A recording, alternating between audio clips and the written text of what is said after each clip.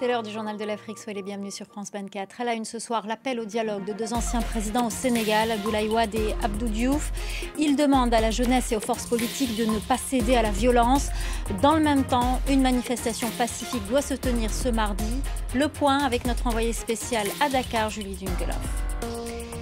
Ces nouvelles tensions en République démocratique du Congo. Depuis 2 jours, certaines ambassades et les installations des Nations Unies sont prises pour cible par des manifestants. Ils dénoncent le silence de la communauté internationale face aux violences dans l'est du pays. Nous serons à Kinshasa dans ce journal. Et puis les éléphants champions d'Afrique. La Côte d'Ivoire a remporté la CAN à domicile. C'est la 3e fois de son histoire. Les supporters ivoiriens sont aux anges. Nous ferons le bilan de cette compétition avec Elam Toblé.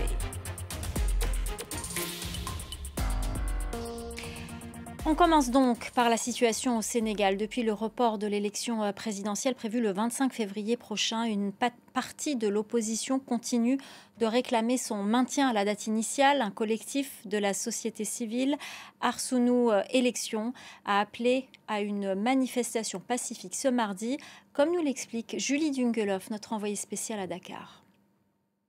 Oui, tout à fait. Arsounou Élections, littéralement protégeons notre élection. C'est un collectif qui a été créé juste après l'annonce du report de l'élection au 15 décembre prochain. Je vous rappelle que sa date initiale était le 25 février et qui est composé d'une quarantaine de membres de la société civile. Il s'agit de syndicats, d'associations, de défenseurs des droits de l'homme, d'universitaires.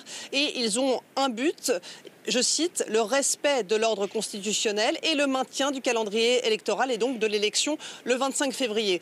Lors de la conférence de presse à laquelle nous avons pu assister cet après-midi, ils nous ont dévoilé un plan d'action fait de grève, notamment d'appel à la grève à partir de demain et d'après-demain dans l'enseignement, d'appel à des journées ville morte et vous l'avez dit Myriam également, d'un grand appel à une marche pacifique et silencieuse. Nous avons pu interroger certains des membres de Arsounou Élections après leur conférence de presse avec Ashraf Habib et Clovis Kazali. Je vous propose de les écouter.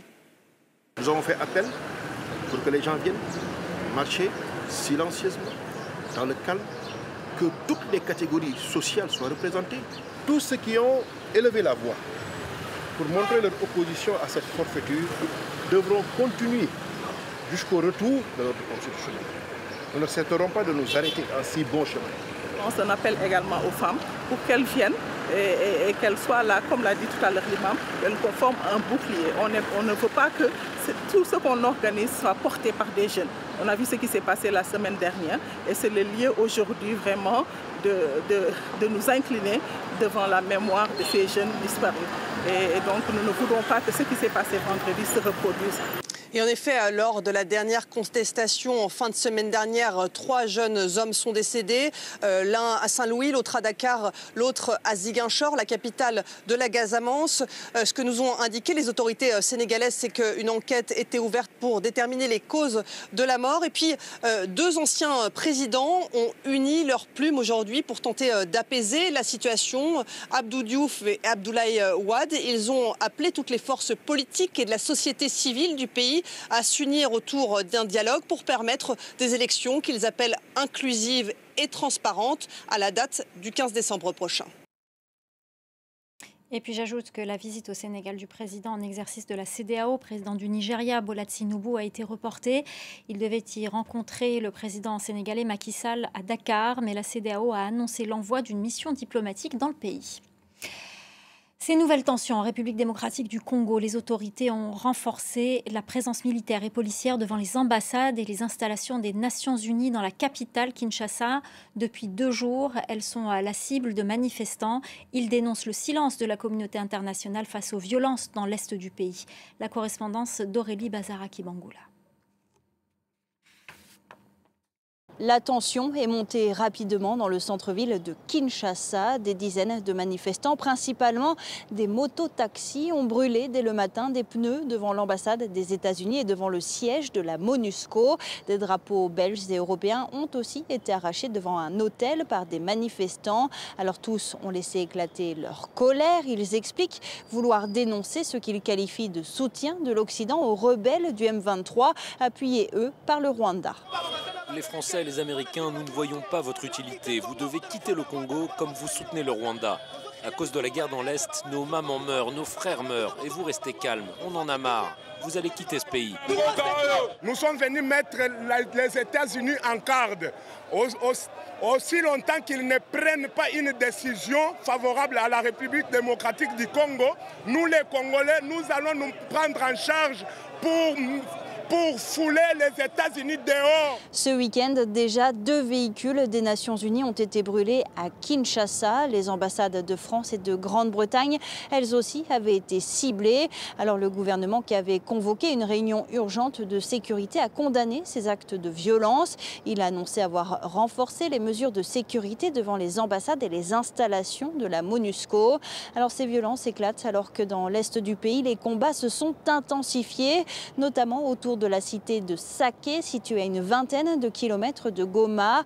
Nous sommes bloqués dans des abris coincés sous les détonations d'armes lourdes, nous a confié un habitant de Saké, inquiet de l'intensité des combats. Et la Coupe d'Afrique des Nations, c'est déjà fini. Une compétition remplie de surprises et de rebondissements. La Côte d'Ivoire, pays hôte, a fait vibrer ses supporters et pas seulement. Les éléphants ont fini en beauté en remportant la CAN pour la 3e fois de leur histoire. Le bilan avec Elom Toblé. Cette équipe très surprenante de la Côte d'Ivoire, parce qu'il faut rappeler le parcours pendant les phases de poule. Ils ont remporté leur premier match. Ensuite, 2 défaites, dont cette défaite 4-0 face à la Guinée équatoriale. Tout le monde se dit à ce moment-là que c'en est fini des espoirs des Ivoiriens. Mais, il y a un mais. Il y a d'abord le Ghana qui s'effondre face au Cap-Vert. Et aussi derrière la victoire du Maroc qui qualifie le Sénégal. La Côte d'Ivoire qui va ensuite affronter le Sénégal dès les 8e. Et dès cette victoire miraculeuse face au Sénégal, on voit une nouvelle équipe. Il y a des hommes forts qui sont nés en fait après ce premier tour. On peut parler du nouveau sélectionneur Emer Sfaye qui a pris la suite de Jean-Louis Gasset, même s'il lui a rendu hommage tout au long de la compétition en disant que cette victoire c'était aussi un peu pour lui et que beaucoup de joueurs aussi l'ont dédié à Gasset. Mais au-delà de tout ça aussi des choix forts finalement d'Emer Sfaye, que ce soit Jean-Michel Seri, relancé Franck Kessié qu'il a mis sur le banc pendant le 8e, des choix forts en sortant parfois Sékou Fofana à la 60e dès les quarts de finale. Donc finalement, c'est une victoire de groupe. J'ai pas envie de vraiment mettre la lumière sur un joueur et ni sur une personnalité, mais je dirais que c'est une victoire de groupe qu'Emer Sfaye a su bien gérer avec son adjoint Guy Demel aussi. Et le coup du marteau a marché à chaque étape. Et donc, on a été à chaque fois surpris que ce soit cette victoire face au Mali, alors qu'ils étaient menés, ils étaient à 10 contre 11, égalisés, et ensuite marquer le 2e but, le but du 2-1, à la 120e, c'est-à-dire peu avant les tirs au but. Et ensuite, à partir des demi-finales, c'est une autre équipe, beaucoup plus en maîtrise quand même, il faut le dire, parce que face à la RDC, qui est aussi l'une des surprises de ce tournoi, qui a montré de belles choses, les Ivoiriens, finalement, ont géré cette demi-finale. On a l'impression qu'à partir des demi-finales, ils ont mieux géré un peu, disons, l'engouement qu'il y avait autour d'eux et aussi le côté émotionnel de cette CAN. Ils l'ont mieux géré à partir des demi en se disant, vu là où on est, plus rien ne peut nous arriver et rien ne leur est arrivé. Même hier, quand Trust et Kong à la 38e, encore avec un coup de casque, fait que le Nigeria mène face à la Côte d'Ivoire. On se dit, oula, est-ce que le rêve va virer au cauchemar? Mais non, les éléphants ont répondu présent. Et grâce à Franck Kessié d'ailleurs, donc, qui est revenu, et surtout un autre miraculé, c'est ça aussi la belle histoire de cette Côte d'Ivoire. Il y a un miracle dans le miracle, si je peux m'exprimer ainsi, avec Sébastien Haller, qui il y a 2 ans, à qui on diagnostiquait un cancer et qui marque le but qui libère son équipe en finale de la CAN. Très beau message. Et c'est le collectif qui l'a emporté. Exactement. Le bilan de cette compétition, tout d'abord, parlons des stades et de l'ambiance. Ça n'avait pas très bien commencé au départ. Ça n'avait pas très bien commencé. On s'était inquiété avec cette polémique autour des billets. On avait des stades vides. On se disait, est-ce que cela va prendre, etc. Et finalement, ça a pris. Malgré, le moment de flottement qu'on a eu avec cette défaite 4-0. On s'est dit, oula, si jamais le pays organisateur venait à sortir, ça pourrait changer les choses. Mais bon, ils ont continué la compétition. Mais en plus, au-delà des stades, parce que finalement, il y a eu beaucoup de choses qui ont été faites pour cette CAN, que certains qualifient même peut-être de meilleure CAN jamais organisée sur le continent. On a aussi, on peut dire que le gouvernement ivoirien s'est beaucoup impliqué pour que cette CAN ait eu lieu entre différentes, on va dire, les routes qui ont été mises en place, toutes les infrastructures pour que justement cette CAN puisse avoir lieu. Et donc, ça a été très important pour la Côte d'Ivoire et surtout d'insister sur le fameux mot « Aquaba », donc qui veut dire hospitalité. Cette hospitalité ivoirienne, elle n'a pas manqué. Donc au-delà des infrastructures pour pouvoir accueillir, il y a eu aussi de l'ambiance pour accueillir. Parce que tout le monde le dit, cette CAN, elle a été magnifique dans l'ambiance qui a été mise, c'est-à-dire dans les stades, dans l'hospitalité qui a été faite. Donc on a vu beaucoup d'images voilà, disons, de communion, de supporters. Même quand il y a eu des matchs qui auraient pu être apporter un peu des tensions, comme le match face au Mali, des personnalités comme Didier Drogba ou d'autres ont communiqué en disant qu'il était temps de communier surtout et d'insister sur la communion. Et rapidement sur le terrain et l'homme. Sur le terrain, on peut dire que ça a été aussi l'une des très belles CAN avec beaucoup de surprises. On peut dire que c'est aussi la CAN des surprises. Le vainqueur nous a habitués à des surprises, mais on a aussi des surprises avec plein de petites équipes, entre guillemets, qui ont montré que finalement, aujourd'hui, le niveau s'est nivelé sur le continent. C'est-à-dire que quand on pense au Cap-Vert, quand on pense à l'Angola, quand on pense même à la Mauritanie, même si elle est sortie très tôt, toutes les équipes ont proposé du jeu parce qu'on on dit souvent dans le football, pour qu'il y ait un beau match, il faut être deux. Et franchement, toutes les équipes ont mis du leur pour que cette CAN soit magnifique et qu'elle soit belle. Et aussi, on peut parler aussi des arbitres et de la VAR, du VAR plutôt. Disons que pour une fois, il n'y a pas eu de polémique autour de l'arbitrage à la CAN, ce qui est essentiel. Et donc, du coup, on a eu une très belle CAN dans le stade, avec l'ambiance, mais aussi sur le terrain. Et c'est l'une des plus belles CAN qu'on ait pu voir, disons, ces dernières années. Et la Côte d'Ivoire peut être fière de cette organisation.